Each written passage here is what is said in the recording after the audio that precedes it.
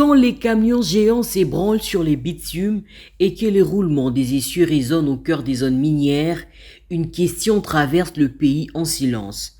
Combien de temps ces rubans d'asphalte résisteront-ils aux poules d'une économie en pleine ébullition? Dans la province du Lualaba, où la route rêvait un enjeu capital pour les désenclavements et la fluidité des échanges, l'Office des routes ne déroge pas à sa règle. Faire du Congo un vaste chantier. Mais bâtir ne suffit plus.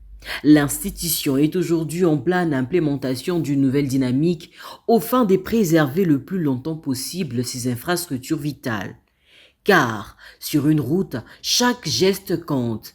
Une surcharge, un caniveau obstrué, une feu allumé sur la chaussée ou encore un panneau de signalisation arraché peuvent sembler anodins. Pourtant, mis bout à bout, ces comportements fragilisent les infrastructures, accélèrent leur dégradation et compromettent la sécurité des milliers d'usagers. C'est pour inverser cette tendance que l'Office des routes intensifie sa campagne de sensibilisation dans la province du Lualaba. Dépêchée sur le terrain par le directeur général de l'Office des routes, la délégation mobilisée dans la province a pour mission de rapprocher l'institution des usagers et des communautés riveraines. Une démarche qui traduit une conviction. La protection du réseau routier ne relève pas uniquement des services techniques, elle est aussi une responsabilité collective.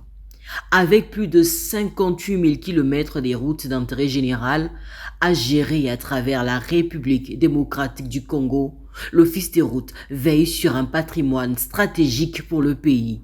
Ces axes relient les provinces, facilitent la circulation des personnes et des marchandises, soutiennent les activités économiques et participent au désenclavement des territoires. Mais une route entretenue ne peut rester durablement en bon état si elle est continuellement agressée par les mauvaises pratiques. Sur les terrains, le message est donc simple. Protéger la route, c'est aussi protéger l'économie et la sécurité des citoyens. Premier point d'attention. La charge à l'essieu. La surcharge des véhicules lourds exerce une pression excessive sur la chaussée et accélère considérablement la détérioration du revêtement. Respecter les limites prescrites, c'est donc contribuer directement à prolonger la durée de vie des infrastructures. Autre enjeu majeur, les ouvrages d'assainissement. Caniveaux, buses et dispositifs d'évacuation des eaux jouent un rôle essentiel dans la préservation de la chaussée. Les transformer en dépotoirs, y déverser des gravats ou construire sur les emprises routières expose les routes aux conséquences des eaux de ruissellement.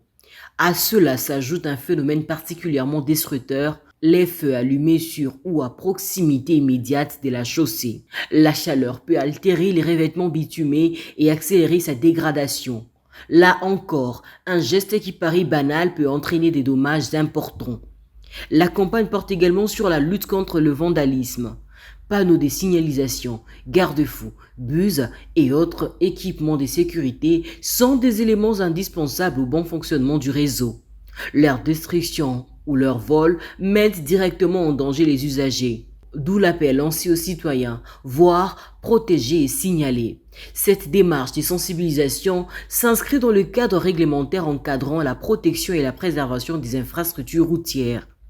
Elle rejoint également les orientations portées par le ministère des Infrastructures et Travaux publics, notamment à travers le respect des règles applicables à l'utilisation et à la préservation du patrimoine routier national.